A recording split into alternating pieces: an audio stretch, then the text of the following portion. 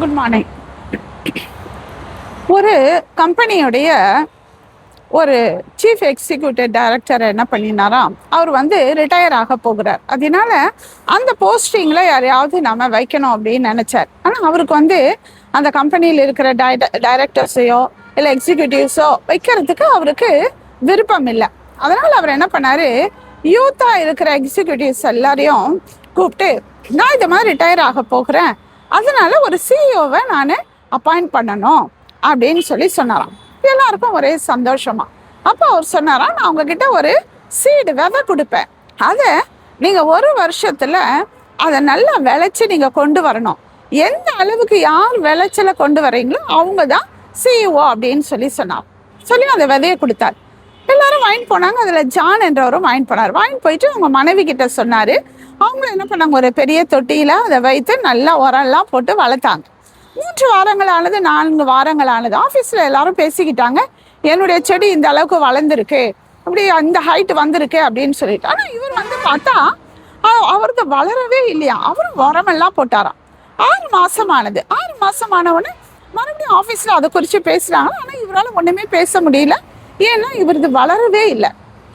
ஒரு வருஷம் ஆன பிறகு அந்த ஹெட்டு சொன்னாராம், நீங்கள் வளர்த்த அந்த செடிகள் எல்லாம் கொண்டு வாங்க. அப்படி இருக்கு. அந்த ஜான்ன்றவருக்கு ஒரே பயமா இருந்தது. ஏன்னா அவருடைய செடி வளரவே இல்லை. அவங்க மனைவி சொன்னாங்களா, நீங்க ஏன் பயப்படுறீங்க, நீங்க நடந்தது உண்மையா நேர்மையா நீங்க போய் சொல்லுங்க, எடுத்துட்டு போங்க இந்த தொட்டியை அப்படின்னா. அவரும் எடுத்துட்டு போனாராம். எடுத்துட்டு போனா ஆஃபீஸில் எல்லாரும் நல்லா விளைஞ்சிருக்குது. இவர் என்ன பண்ணாராம், ரொம்ப வெக்கப்பட்டு பின்னாடி போய் நின்றுக்கிட்டாராம். அந்த ஹெட்டு வந்தாராம்.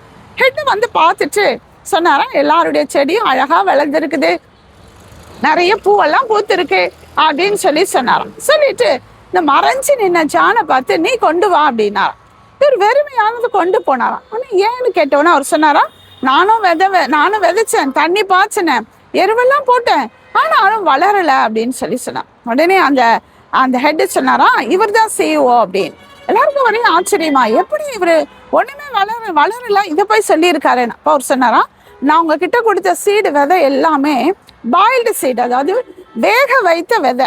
அது எப்படி வளரும்? நீங்க என்ன பண்ணிருக்கீங்க, எல்லாரும் அவங்கவுங்க புதுசா வேற ஒரு விதையை வாங்கி நீங்க இந்த மாதிரி விதைய விதைச்சு அதுல இருந்து நீங்க வளர்த்து இருக்கிறீங்க செடியை அப்படின்னு சொன்னார். பைபிள் எப்படி ஒரு வசனம் உண்டு, உண்மையுள்ள மனுஷன் பரிபூர்ணமான ஆசீர்வாதத்தை பெறுவான் என்று. அவர் உண்மையா நேர்மையா இருந்ததினால அவருக்கு அந்த பதவி கிடைச்சது. நீங்க கூட உண்மையுள்ளவர்களா இருக்கிற பொழுது நிறைய எதிர்ப்புகள் வரும். உங்களை ஒதுக்குவாங்க, கேலி பண்ணுவாங்க, கிண்டல் பண்ணுவாங்க. ஏன் நீங்களே கூட நான் உண்மையா இருந்து என்ன ஆச்சு அப்படின்னு ஒரு சோர்வு நிலைக்கு போகலாம்.